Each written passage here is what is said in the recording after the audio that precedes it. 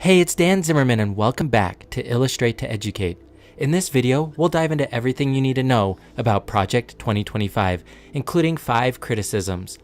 Remember, if you disagree with Project 2025 or its criticisms, please don't dislike the video, but instead respectfully comment your thoughts below.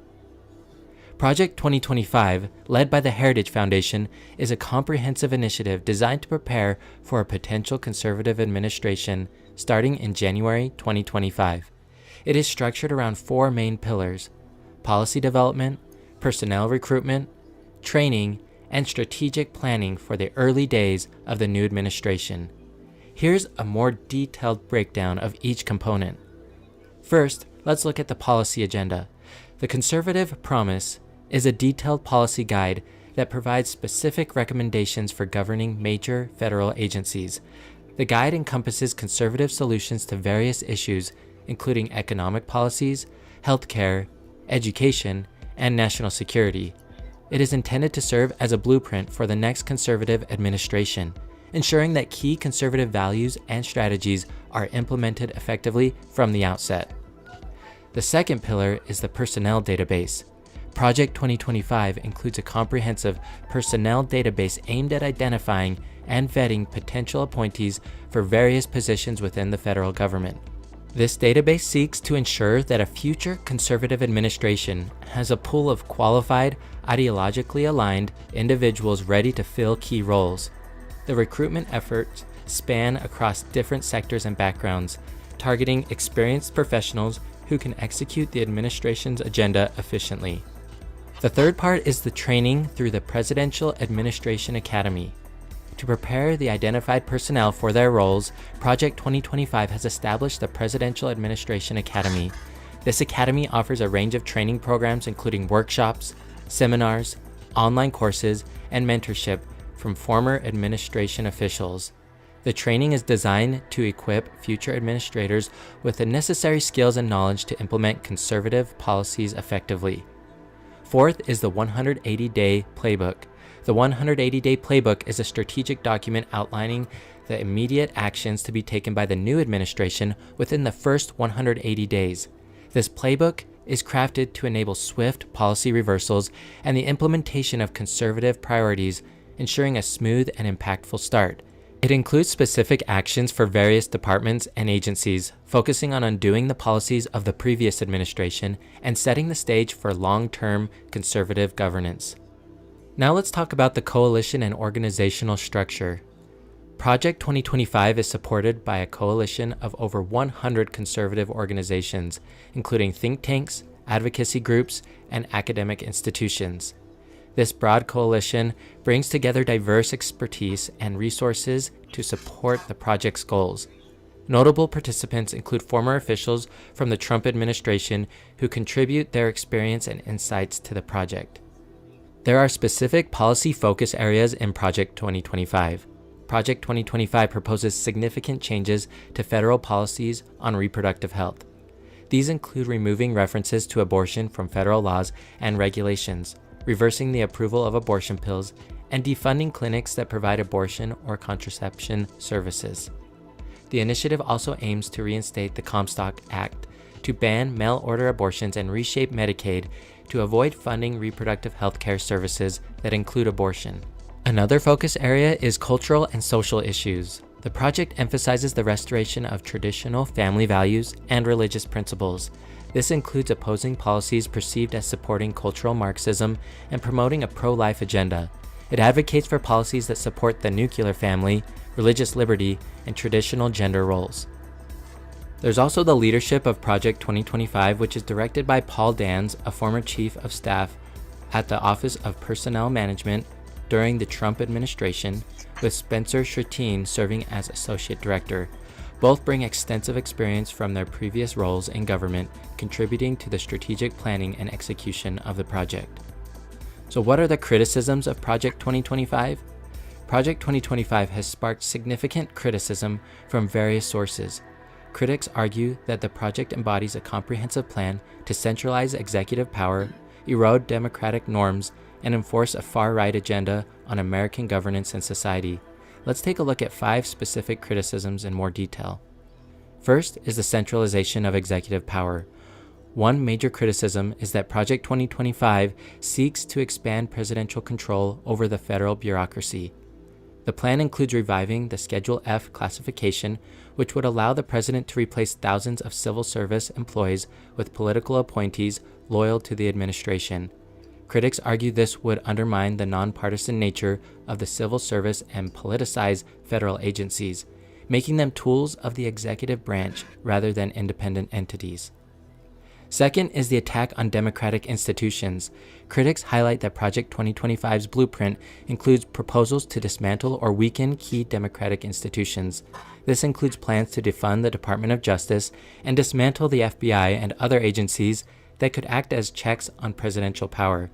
Such moves are seen as efforts to undermine the rule of law and enable the executive branch to operate with little oversight or accountability.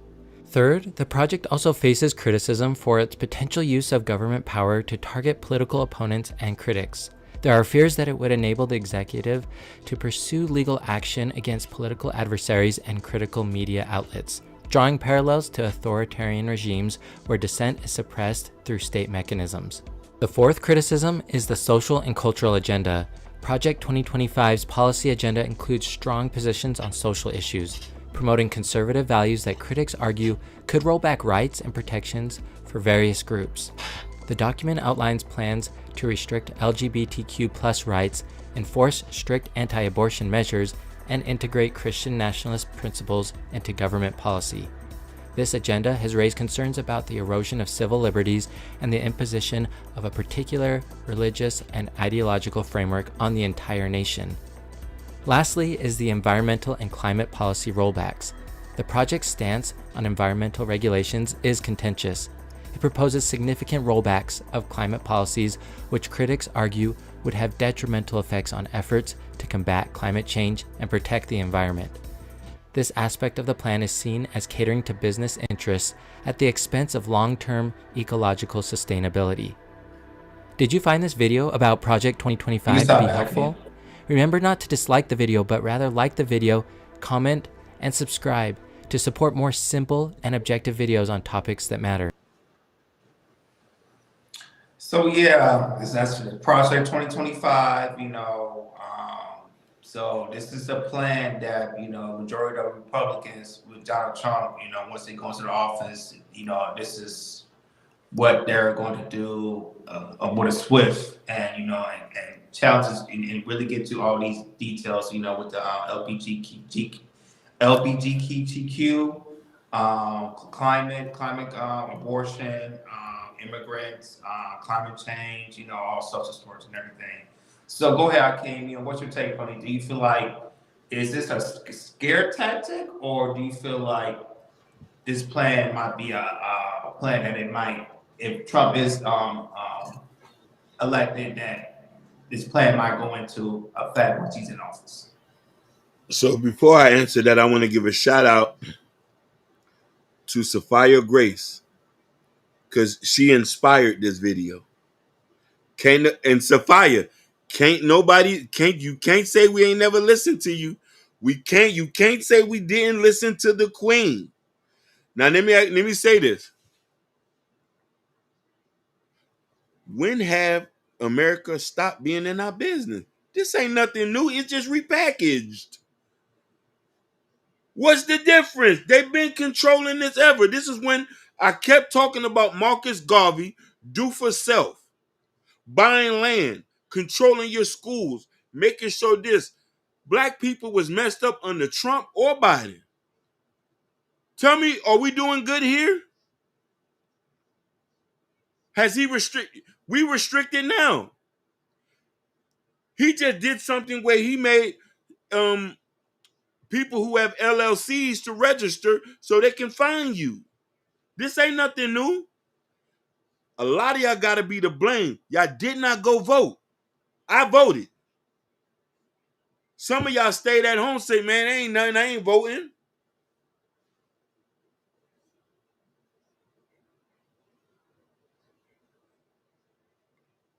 The worst is just yet to come. Black people has suffered in every presidential election. There was not a presidential election. We haven't got the boot kicked out of us. We still poor. We still don't own nothing. And we still not in economic power. Until we wake up and understand that our power is within us, this shit won't mean nothing. This ain't going to affect the Asians or the Hispanics. They do they in America, but they live in a micro economy. They say, oh, they got these laws, we'll find a way around it. Black people was forceful too. The only issue is we don't stick together. And the reason why this is going to affect us more, because we don't stick together. I'm telling you that right now. Since we don't stick together, this is going to affect us more.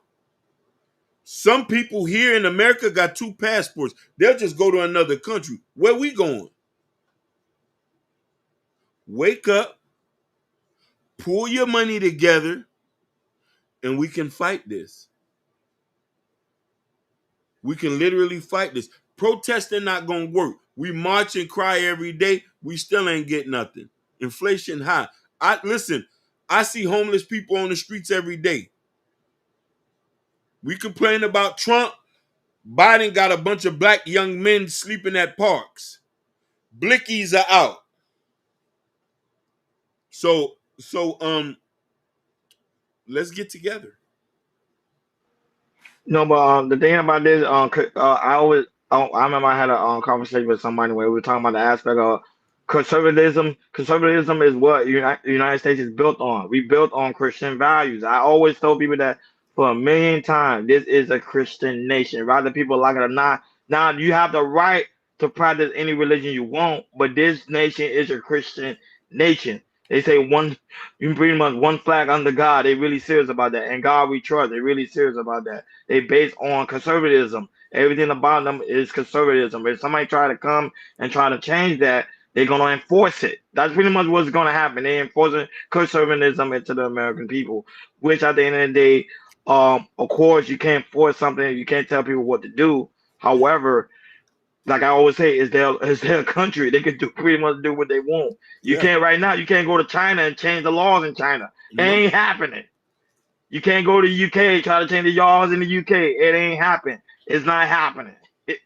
Even in London, I just be someone that I know used to live in London. They even told me, they say everything go under the Queen in London. You can't go in there and try to say, oh, we need to do this and do that. They're like, no, it don't work that. Even in Canada, doesn't work like that. So, that's why I King made a good emphasis on voting. That's why I always tell people it's important to vote. Know what you're voting for. Don't just vote on the person. Vote on the policy. What is the policy stating? If you're voting for Trump and this is what he stands for, conservatism, and remember, a lot of people say, hey, they want to get back into that conservatism to the point they want to get rid of deletion. They want people to be able to choose to have the right to delete or not, to keep it. Especially right now with the birth rate, they're trying to build back this country, and they're gonna build it as much as they can. Right? They're gonna use illegal immigrants to build back this country. They're gonna build back this country. I'm just keeping it in 100. So people need to pay attention to what's going on here. Also, people don't. I understand about the celebrity gossip. We talk about the celebrity gossip. We talk about sports, some of that. But pay attention to what's going on. They want to build back this country because they're seeing other countries are getting prepared. It seems like they're getting prepared to do war. Go ahead, Jordan. And speaking of that, remember Russia got us. We on their naughty list. We're one of their enemies. In the first time in U.S. history, Russia and the United States. Russia looks at the United States as enemies right now. But who doesn't? Everybody look at the United States as an enemy. Yeah, but Russia, I'm not saying, but Russia, they openly, bluntly say it's like, okay, the United States is our enemy, which we kind of knew that and everything.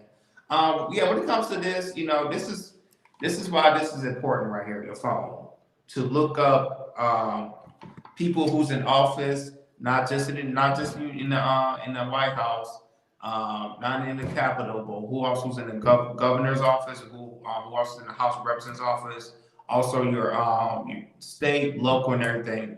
It's important to do your information and really see who is in the House, who is this person and everything, who's the judge and everything. All of this is very, very important and everything. But yeah, I agree with you 100%, Ronnie. it's always been a conservative country and everything, you know. But as black people from centuries and centuries, I mean centuries and centuries, we've been very conservatives, you know. Back, you know, you go back with Abraham Lincoln with the Emancipation Proclamation, which freed the slaves and everything. You know, at that time, majority of people was Republican because we was free, and we adopted the conservative mindset and everything. You know, times have changed. Now a lot of black people is a Democrat, which is totally fine and everything. But yeah, it's just very very important as us as black people. I will try can. We have the power to to build what we want to build, use our money well, so we can have like a micro economy and everything. Because I like I said, I can see that we can do it and everything. You know, every time I go down to the Merck Park or something like that, once I go down Crenshaw, I just feel a lot of black and everything. I just feel the vibe that, you know, we can do that. You know, we can pour our money into one bag and create our own. So if something like this ever happened, you know, we have very little to worry about. We get very little to worry about because we can have our own schools to teach our kids what we want to teach in our own schools, you know. We can have our hospitals and everything, you know, we can have our own community, which we won't have to worry about this and everything. Because when it comes to like the Jews, the Asians, Hakeem was naming them, the Hispanics, you know, they look at this and like, okay, but we're prepared for it. We're gonna be prepared for it if it happens, you know, be prepared. So for me, it's like, you know, if this happened, I'm prepared for anything, you know. As black people, you know, even though we're kind of at the bottom, you know, we always find a way to survive because we're survivors. We always gonna find a way to survive, do what we do. So, you know, this right here is not really gonna scare me like that. For me, you know, this for you guys, when you see something like this, just make sure you prepare yourself the best way you can and be ready to for anything to happen. Because like I said, anything can happen. So as you see this plan, it's okay. What are we gonna do as black people? You know, how are we gonna do this? And I know we're gonna do this, but we always gonna survive some way somehow. So if it ever happens, like I said, we'll find some way to remove it. It was affect would affect the city, of course it will, you know, but you know, as black people, like I said, we need to rise as a phoenix, stick together, build what we need to build. So later on in the future, we don't have to be so fearful of what's going to happen and everything, you know. And I hate that we see stuff like this. We jump into fear instead of, okay, since this is going to happen, what are we going to do? Let's prepare for this instead of jumping into fear. When you jump into fear, you know, it's like you're chained up, you're jailed inside. There's stuff you can do. You know, you'll follow the rules. But once you get out of that fear, you see this stuff, get out the fear. It's like, okay, let's make a plan. How are we gonna do this? You know, what are we gonna do when it happens and everything? And once you do that, it's really nothing to worry about. That's my 2 cents on that. Shout out to Barry White who's in the building. Shout out to Barry White. Yeah, great to see you, Barry White. Yeah, because she was on the other day. She was on Answer the Show. Said she's gonna swing by. She been watching from the cloud. We really do greatly appreciate you and also your presence here. You know, Hakeem miss you, and I miss you as well, and also Jordan too. Great to see you, Barry. I do miss you. I would sing a song for you, but I don't know what you look like. Yo, but yo, but no, but at the end of the day, but you have to pay attention to what the other racist people do, right? When it comes to the United States, you see, they don't come in here to trying to change things. They try to implement things within their community. I think that's why black people gotta understand. They're trying to change things, and that's what always put it in the deficit. Just not try to change things. Try to think what we can add within the community, and that's why that's why other cultures strive when they come over here. You have the Mexican come over here strive. You have Jamaicans come over here strive. You have the Jews come over here and strive. You have the Indians. Arabs, the Indians. Indians, and they don't try to change American laws and American culture. They say, okay, what can we do so we can protect ourselves, so we can bring in more resources into our community, and that's what black people got to understand. Yes, we are a part of this country. We help build this country. However, we gotta know how to start utilizing what other people are utilizing within this country. Go ahead, Akeem. Your final thought. My final thought is I'm gonna say a term that we need to, and Sophia just this. We need to start thinking about new strategies as black people to prepare ourselves for what's about to come. That means that we're gonna have to start being global citizens. Your kids are gonna have to start being global citizens. second passports, second homes, stockpile of gold, and all this and that. It's more than ever where we got to come together. We have to come together and get this. So all this gender war shit, this don't mean nothing in the eyes of the enemy. The plan he said, he's trying to prioritize family. We just need to do that. All this, I got problem with you, I got problem, because let me tell you something, women or man, without us getting together, we're like picking targets. Pow, pow, pow, pow, pow. And I want to say this too, Hakeem. I'll say that with our generation and our younger generation, and hopefully the new generation, Generation Alphas and everything. I feel like this generation, we're, like I said, we're very, very, intelligent and very, very wise and everything. Especially, with the internet and everything, we really know what's going on and everything. And so we are smart enough. It's just all about doing the action, And I feel like our generation below us can really do that, and also our new generation, which is my daughter, we can